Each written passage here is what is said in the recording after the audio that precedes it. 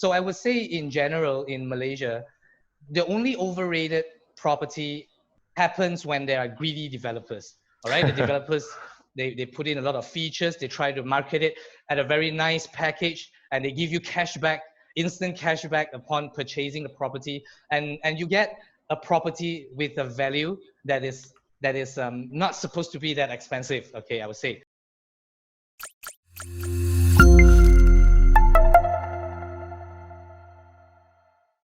Hey everyone, Darren here. Welcome to Density Insights, where we interview experts worldwide to tell you more about how the real estate industry works. Experts such as real estate agents, developers, world-class investors, advisors, and more can break all the myths and misunderstandings for your own real estate exploration. Recently, the Malaysia real estate market has been a very big topic, and we think it's a great idea to tell you more about it with someone at the forefront, which brings us to our guest, Amos. He's going to tell you what's going on in the market, how COVID-19 is going to affect it, and more importantly, for someone like myself who are not familiar with the market, how do you get started? Without further ado, please meet Amos and have a great day. Thank you.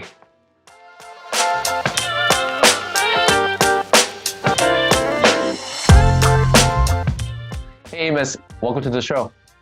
Hey Darren, thanks for inviting me to your show. And then it's kind of exciting because as we have a chat before this, is that I meet you through a friend of a friend, and your friend's also doing Malaysia real estate market in the commercial and other aspects. And then for myself, I haven't been in Malaysia for a long time, I think for more than a decade. And then a lot of people, my friends, always keep saying that Malaysia real estate market is booming. There's a lot of opportunities there. So I really want to talk to you to know more about it. And it's something that the audience should be aware when it comes to investing in real estate in Malaysia. So before that, right, would you mind giving the audience about like a little bit about yourself and then your work? All right, thanks Darren. My name is Amos Jeremiah, and you can call me Amos AJ Lim. Okay, I'm currently a probationary estate agent in Dreamvest Realty. And why is it a probationary estate agent? I would like to explain first. In Malaysia, if you want to get a real estate agent license, it's actually a 5 years process. The whole property market is governed by the Board of Valuer and Appraiser of Estate Agent, we called it the BOVIA.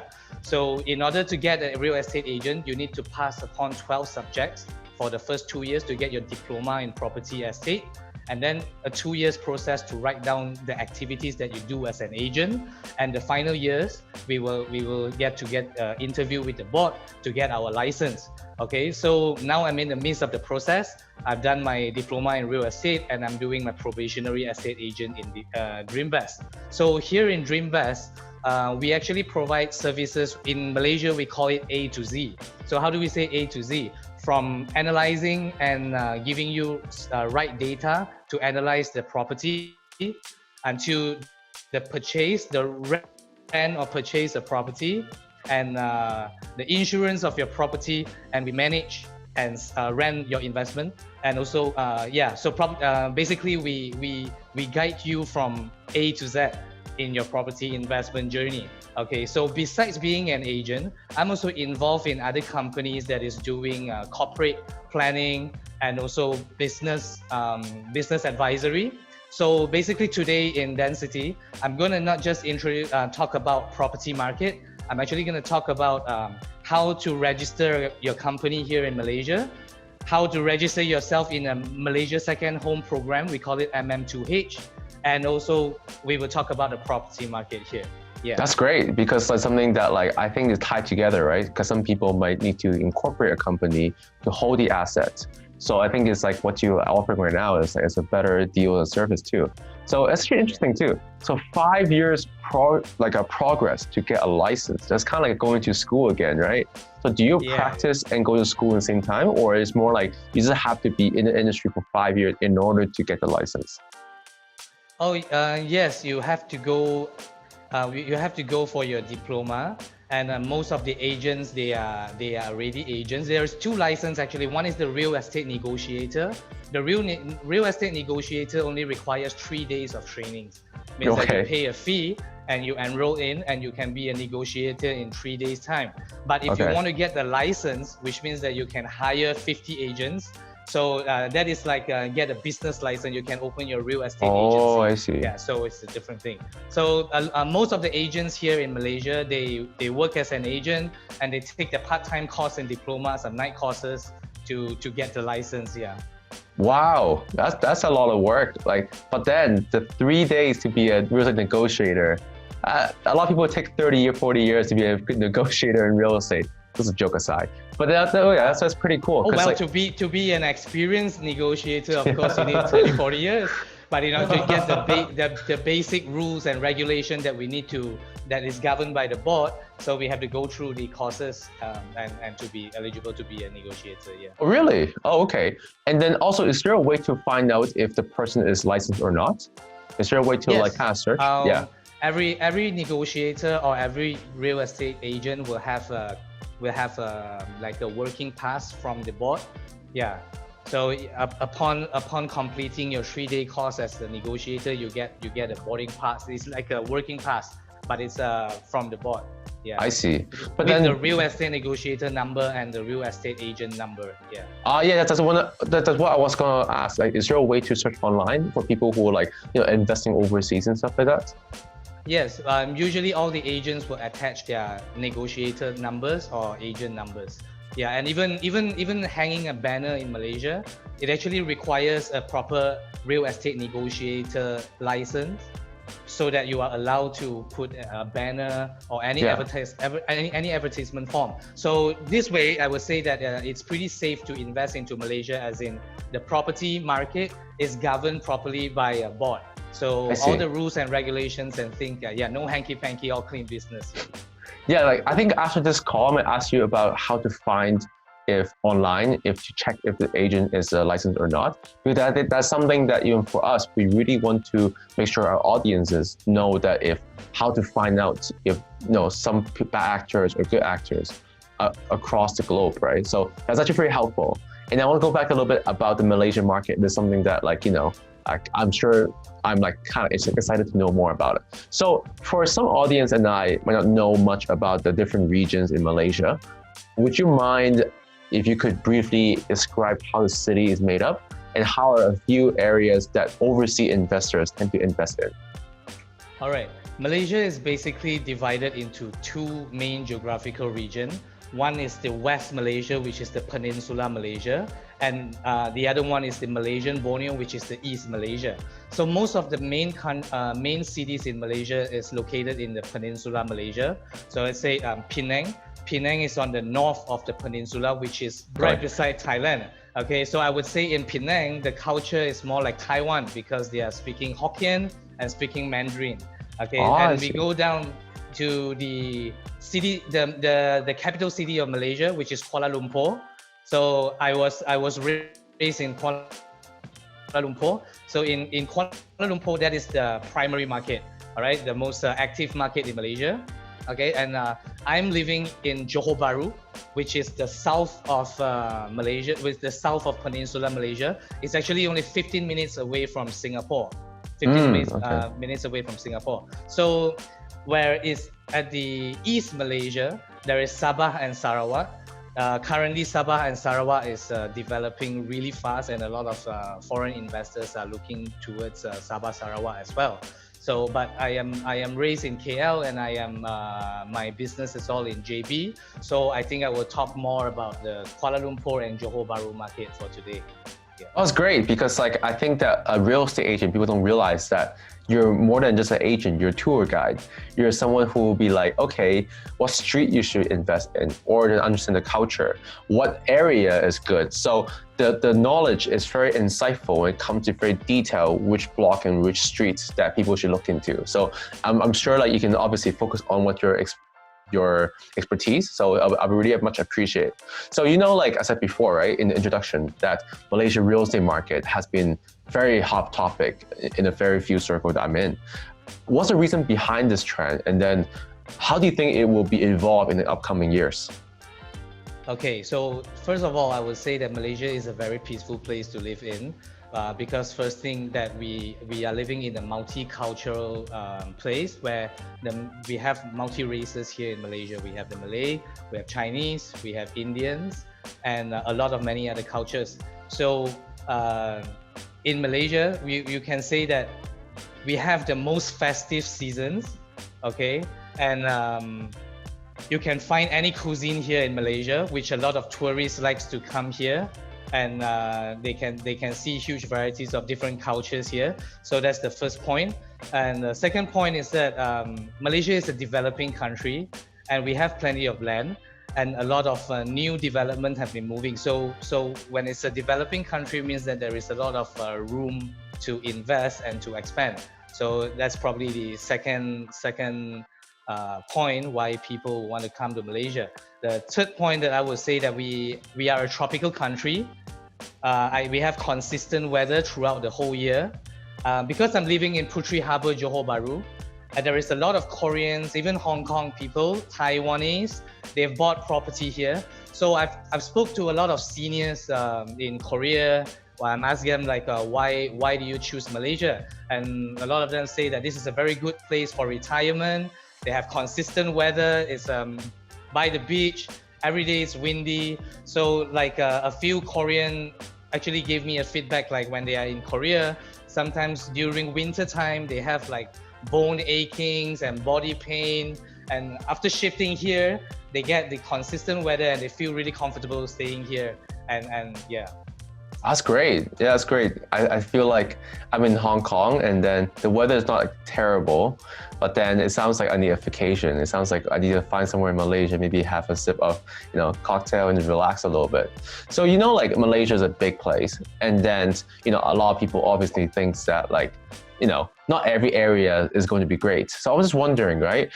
Do you think some of the areas that you mentioned before about the Malaysia is a bit overrated or overpriced?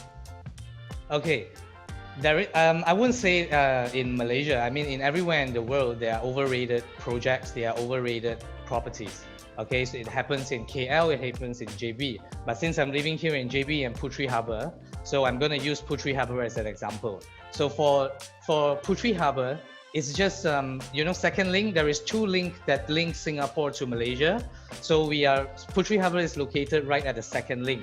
So the master plan in Puteri Harbour is great. The public transport master plan is great, but it's a new city here. So they are selling all the properties around 1,000 ringgit per square feet, which is very cheap for any first world country, but it's a prestige for Malaysian. So how do you say overrated? A lot of places with good master plans like Puteri Harbour, it's only overrated for the time being. Like maybe in 5 to 10 years time, is going to be a highly dense populated place because of the second link, which is very new. Okay, so I would say in general in Malaysia, the only overrated property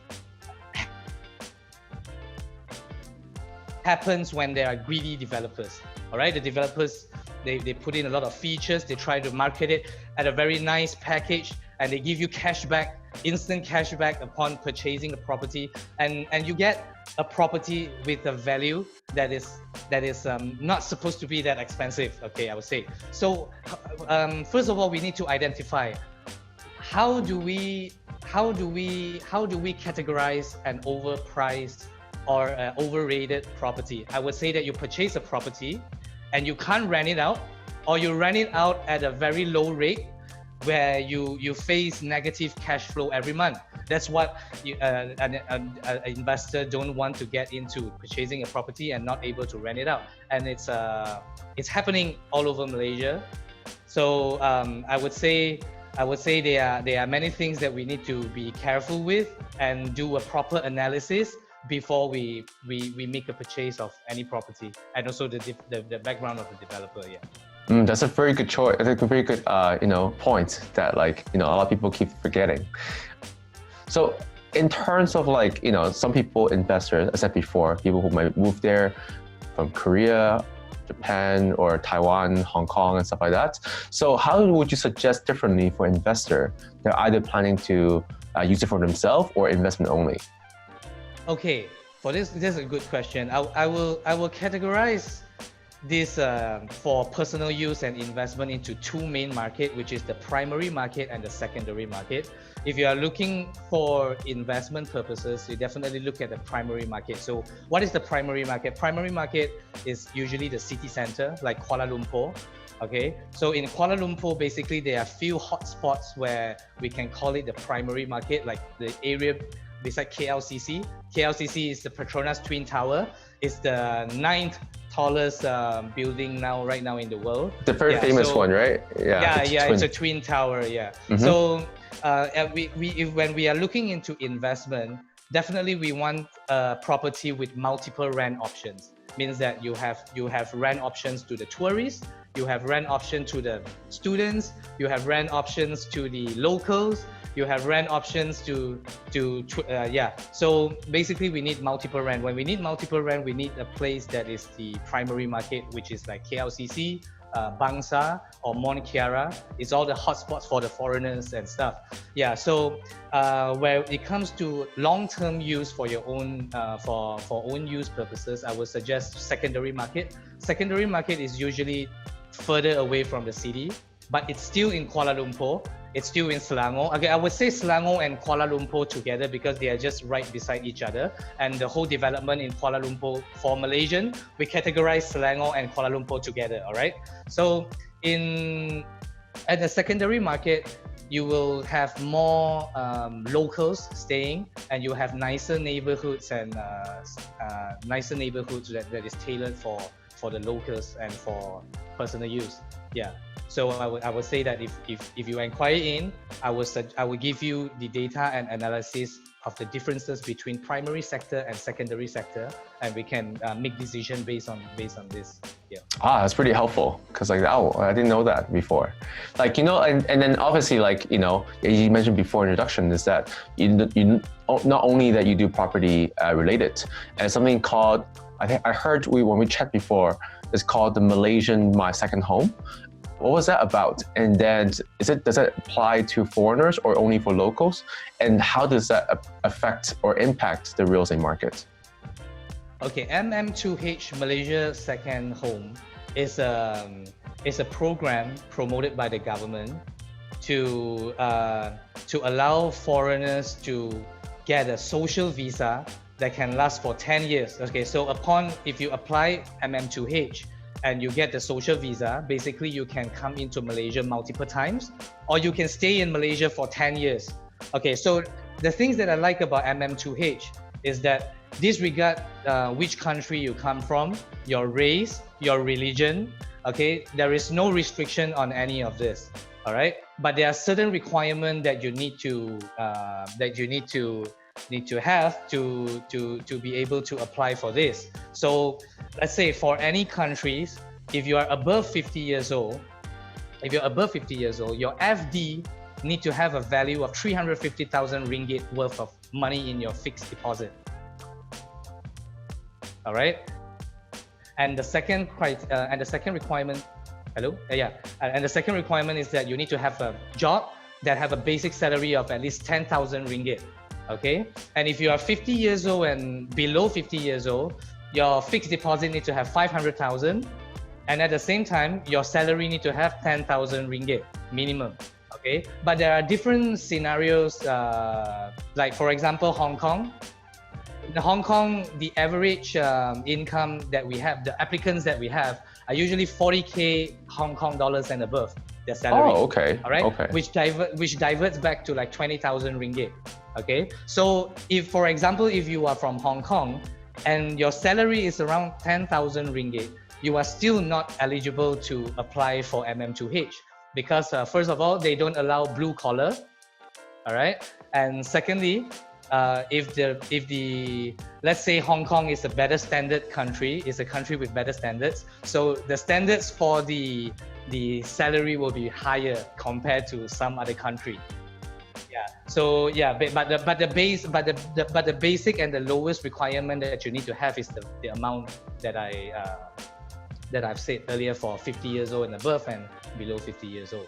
So does that mean that like within having that MM2H, you can travel a lot back and forth, you can stay longer in Malaysia? Am I correct?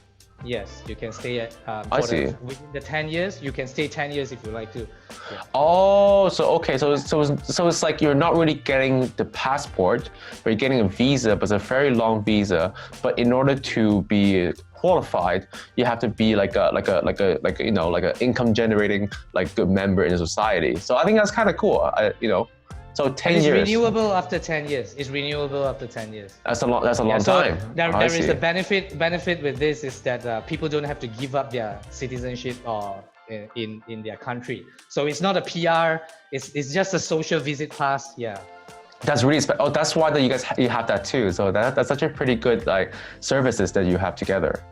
Yeah, because if you were really to consider moving to Malaysia, of course, to buy a property in Malaysia, I would suggest that you have to apply yourself in MM2H first before you make any decision in investing. So the application process takes around 9 months I to see. complete.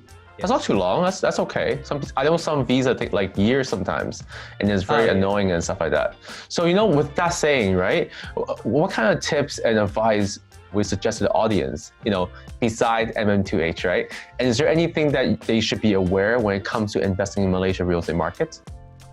Okay, for this point, I think that I think it's not just on how to analyze it in Malaysia. I think throughout the whole world is the same thing. First thing, we have to look at the master plan. The master plan means that the development around the area, because that definitely affect the price in the long run. Okay. So secondly, is the public transport master plan, because let's, for example, in KL, there are a lot of housing areas where there is a few units that is nearer to the public transport, and it's a nearer walking distance. And in the long run, the property that is nearer to the public transport actually have a 5 to 10% increment of price compared to the same neighborhood, the same area, same housing area, right? So the public transport master plan is important. And third, we need to see if there is any budget allocated by the government. So there are a few hotspots in Malaysia where the government is actually promoting and arranging a lot of events like New Year events, Chinese New Year events, any events they would put like firecrackers and stuff to keep the flow of people going to the place. So the allocation of budget from the government is very important. And then what is the economy drivers? Okay, so in for example, the cities with Disneyland would definitely have an impact on the property price around there, because you have more tourists. So let's say KLCC in Malaysia. If you buy properties around KLCC, if you know what you're doing, you can flip and earn a lot of money from it, or you can do a lot of things from it. And the final one is there any job creation? Like there is a lot of cities in China, they are diverting the cities into an IT hub. Okay, so same as Krushri Harbor, the place where I'm living, they are actually promoting a lot of co-working space for IT students and IT R&D departments to participate for free. So those are the areas where it actually create more job creation. And the final one, of course, you need to know the background of the developer and the credibility of the developer before purchasing it. Yeah, just don't find a greedy one. Yeah, don't find the greedy one, correct. That's hard. And then something that like, yeah, I think a lot of people when it comes to Hong Kong, they keep thinking about, okay, the expert is important. That means like the real estate agent, but they keep forgetting to do diligence on the developer. And a lot of people might realize that, oh, you know, developer sometimes is more important because some developer are notorious to be known to be greedy or scammy or shady and stuff like that. So it's good that you pointed out. So, you know, just now we talked about, you know, buying, right? A lot of buying and selling side. How about talk about leasing? You know, what are some key things that overseas investors might not know when it comes to Malaysia leasing market in terms of like, you know, leasing terms or norms and stuff like that? Okay, in Malaysia, if the contract is within 3 years, we call it a rental agreement. If it's above 3 years, then we call it a lease agreement. Okay, so yeah, so in the basic things in Malaysia is that if you want to rent or you want to lease a property, you have to prepare 1 month of the rental value as you pay 1 month for the current month, you pay 2 months as a security deposit, and you pay half month for the utility deposit. So it's standardized. Anyone that want to rent or lease a property, you have to prepare 3.5 months of the value of the rent that you're looking at. So if you are renting a property that costs 1,000 ringgit, you need to prepare 3,500 ringgit for the initial. All right. So that is if you want to lease or you want to rent. So a leasing contract, a rent contract usually goes 1+1 or 2+1 or just 1 year. And where the leasing contract are usually 3+3 or 3+3+3, means that you rent for 9 years and it's subject to adjust the price every 3 years. Yeah. So that's it. So let's say if you've bought a property here in Malaysia and you use our services to rent it out, so the real estate agencies usually charge 1.25 for commission as the fee. Okay, 1.25 as the fee of renting out your unit if it's within 3 years. If it's more than 3 years, then we will charge 1.5 and add a SST, sales and tax services. Yeah. I see. So it's 1.25% of the 3 years total. 1.25 of the rental means that if the rental is 1,000 ringgit, yeah, the fee is 1,250. But do you pay everything in one go or pay like a monthly basis? The fee is paid by the landlord. Okay. Yeah. So when the landlord rent out, the landlord collected the 3.5, right? Yeah. So from the 3.5, the landlord will pay 1.25. So based on how much money that the person received, the landlord received, then the commission to that when they receive the money. I see that. Okay. Yes. No, that's actually kind of interesting because it sounds like the leasing term is a lot longer in Malaysia than a lot of different countries. So I used to I focus on UK, Japan a little bit, and then Hong Kong a little bit. And then UK tends to be like 1 year, 1.5 years, 2 years. And so was Japan, and so is Hong Kong. So 3 years lease is such a long time. So it's kind of interesting. I never heard of that before. Well, usually the long-term lease is more on the factory or land. So it's not only the residential. If it's only residential, it will usually within 3 years. Even the locals, they will just take 2+1. So after 2 years, they can decide to leave or they can move forward. Yeah. I see. So just now you talk about some areas that in Malaysia, right? Are there any hips, kind of hip areas that attract a lot of younger crowd and they're willing to pay more rent? And this, in addition, right?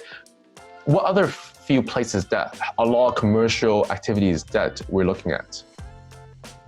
That goes back to the primary market, which is KLCC area, Bangsa and Mont Kiara, I would say in Kuala Lumpur. Actually, for foreign investors, the best place is definitely Kuala Lumpur.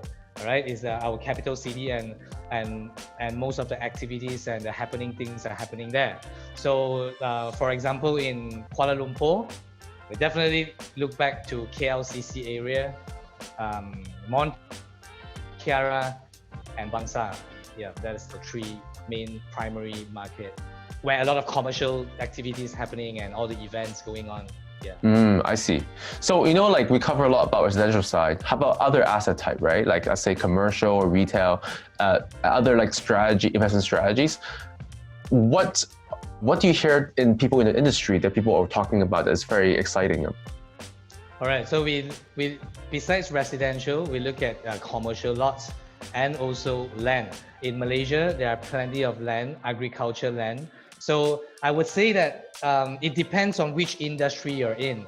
So once you get connected with me, I'll analyze what industry you're in, and we will give advice based on the areas and which is suitable for your business, in commercials or land. Yeah. I see. So for a lot of overseas investors, right? They probably need a mortgage. What sort of tips do you have for them? Okay, there are a few things that you maybe some information that you need to know is that first thing, the loan margin in Malaysia is 60% to 90%. So for example, if you are buying a property that is worth R1 million, the maximum loan you can get is up to 900,000. And you can get 600,000 or 900,000. And wait, hold on. And the second thing that you need to know is that usually foreigners are allowed to buy only properties above 1 million ringgit. But there are a few projects and areas where they get their developer license before 2013, before year 2013, the foreigners actually can buy properties that is worth 500,000 ringgit and above. Okay, and all right. So as from the mortgage or the value of the property, we actually give professional advice based on a few platforms in Malaysia. So in Malaysia, we have a platform called bricks.com. So bricks actually give us the punctual data on the price of the property that is bought in 2019. So every year they will update all the transaction of the previous year, and you will see a detail of the real price that people are willing to buy. Okay, so we will use bricks to analyze the price of the property. And there is two more platforms, which is iProperty and Property Guru.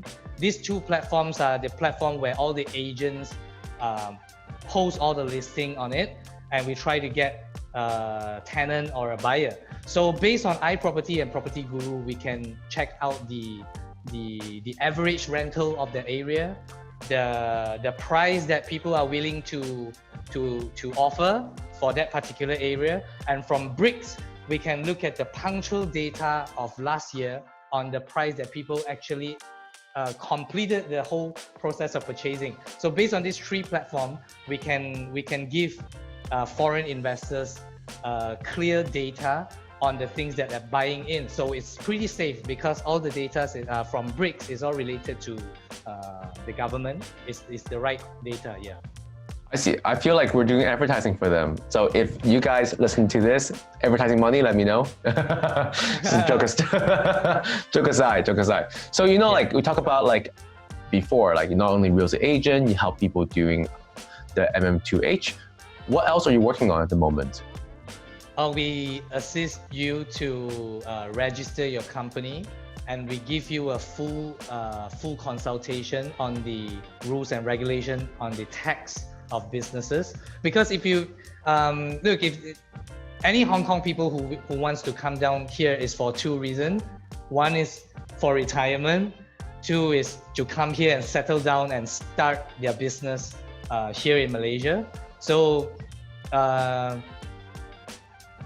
coming here for business or coming here for your own stay, MM2H is important. At the same time, business registration is important as well. Yeah, so here, Rockwell, which is the company that I'm attached to, we assist you in your corporate planning, registering yourself business in Malaysia, yeah, and also tax-related matter. Maybe one day our company Denzity can go incorporate in Malaysia one day. So never know. Sure. I'll let you know for sure when that happens. So obviously I have a lot of questions in my mind, and then unfortunately time's running out soon. But then I want to know more because right now, you know, you guys are still in lockdown. And then, so I'm just curious, right? You know, during and after the lockdown, how does the virus situation affect the way that you work? And do you think that you would try to do alternative way? Like, you know, we're doing Zoom at the moment, you know, some people doing like virtual viewing to gauge investors. So what kind of things do you think that how it's changed the way we, you know, demonstrate real estate or even finding customers and so on? Oh, well, at the beginning of the COVID-19, the lockdown, we are actually quite stressful and everything just turned different. So as we adapt to the new norm, it actually benefits us more than without the new norm. So now we are actually doing a lot of Zoom meeting with our clients, okay, now. Which means that now, and we are presenting our properties and all via Zoom or WhatsApp. That allows me to even sell a property in Kuala Lumpur when I'm in Johor Bahru. I can sell a property in Penang when I'm in Johor Bahru. So it sort of gives us flexibility. And before the lockdown, people tend to have a feeling like if you want me to buy a property from you, you come and meet me. All right, you can't come and talk to me face to face. That's sincerity. But now everybody seems like, no, you don't have to meet me. Just do Zoom and it's fine. Everyone is like scared to get COVID-19 themselves, right? So yeah. So that is on the personal side. besides that, because of COVID-19, Malaysia actually putting a lot of effort trying to activate the market to make the to make the market active again. So because of COVID-19, there is actually a few changes in the government in the tax for property and also for automobile, which is the car. Okay, so let's talk a bit about the Malaysian market. Firstly, RPGT is waived for the third house. Okay, RPGT is real property gain tax. Okay, in Malaysia, every person who sold their first house, you don't have to pay the tax. You don't have to pay any RPGT tax. Oh, really? Okay. But your second house onwards, you actually need to pay quite a lot. It's like start from 30%. So if you bought your house at 400,000 and you sell it at 500,000 and you earn 100,000, you have to give 30% to the government. And that's a lot. Holy crap. Okay, so now they remove the RPGT, means that everybody is able to sell their property. The third property means 3 properties waived. You don't have to pay the tax, RPGT. All right. So the other benefit is that the government actually gave a 10% reduction on any developers that is registered under this program. So a lot of buyers can actually purchase a property without giving any down payment. Okay, that is also an effort from our government to encourage people to buy at this moment. All right, and for bank loans, usually like the third house onwards, you can't get 90% loan margin. But now the government allow, as long as your documentation is, as long as your profile is good, even third house, if you're purchasing your third or fourth property, you can get up to 90% loan. So these are the few things that if without the lockdown, the government would not do this. So it's actually a golden opportunity for the property agents right now, and also the car resellers. That the car resellers as well, they remove the tax so that to encourage people to spend and recover the economy. So that's the positive impact from the lockdown. Yeah, I see. Like, it's interesting, right? Because like in Hong Kong, they don't have that, you know, because they're not going to waive any stamp duty and stuff like that. If anything, government needs more money.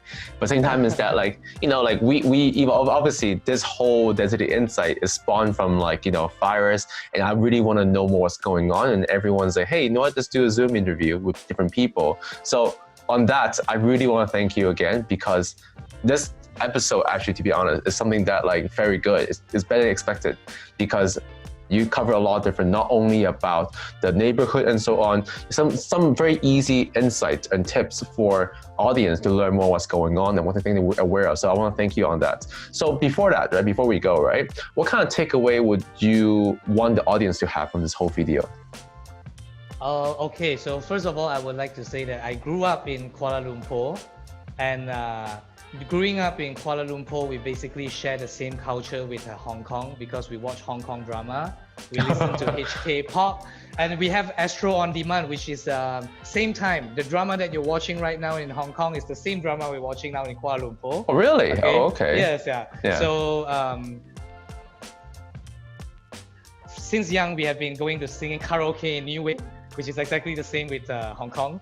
So I would like to expand my network in Hong Kong. I'm looking forward to it. So I wish that like if you are interested to look into Malaysia, please subscribe and WhatsApp me.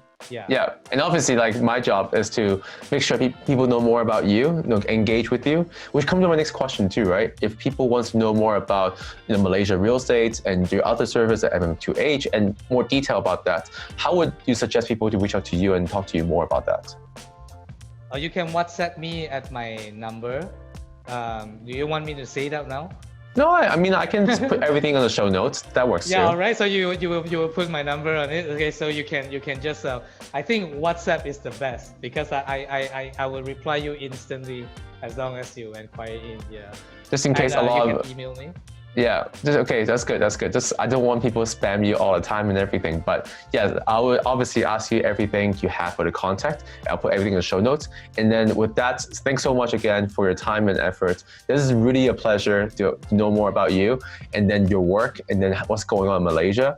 And maybe next time with a long form of this interview, I'll invite you again to talk more in detail. And we can even do like a quarterly or biannually or even annually, like, like updates. So yeah, so thanks for your time, and then I really enjoy this. Yeah, all right. Thank you as well. Sorry for the broken English. I'll try to do No, better. it's great. Doesn't matter. Doesn't matter. Next meeting with you. Yeah. Yeah. All right. Thanks. Yeah. Thank you so much, and have a good day. See ya. Okay. Thanks. Bye. Bye. Darren. Thanks for watching. What do you think of this episode? Please let us know in the comment below, and be sure to hit the subscribe button to keep in touch with us for upcoming videos. But before we go, I want to give a big shout out to Patina Design Lab. They're the one who help us in making our brand, art direction, as well as these videos. They are a strategic design consultancy firm to help businesses with a wide range of design services, from industrial design, branding, graphic design, art direction, content creation, and many more. They are a very talented bunch, and I urge you to check out their website for their work. That's all for today, and see you next time. Cheers.